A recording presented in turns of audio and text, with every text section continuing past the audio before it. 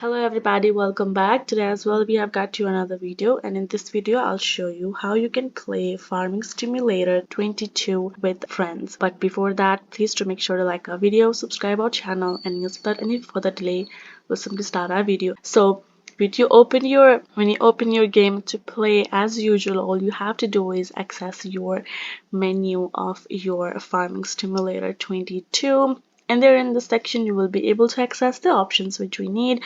That includes the multiplayer. Simply go ahead, tap on this multiplayer, then you will be able to access this another set of options which includes the join game on top. So as I mentioned, for you to play with your friends, all you have to do is tap on join game, which will simply let you play with your friends, and as a host you can also host a game and etc. Go ahead, simply tap on that option over there. And now here in this section, as you can see, this will open up the settings regarding your game.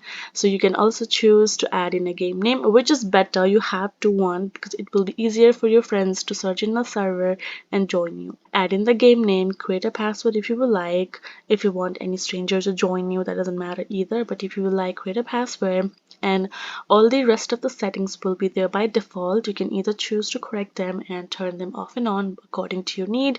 And you can see we have this option of max players, where you can go ahead correct the settings as well according to the people you would like to play with. Afterwards, when you are done creating your game, all you have to do is let your friends know that, hey y'all, I have created a game and here is the password if you have created one, and the game name. So when they go to their server to like see the game what is on and would like to play one, they will go to game name section and simply type the game name, and they will get it and they will start playing with you.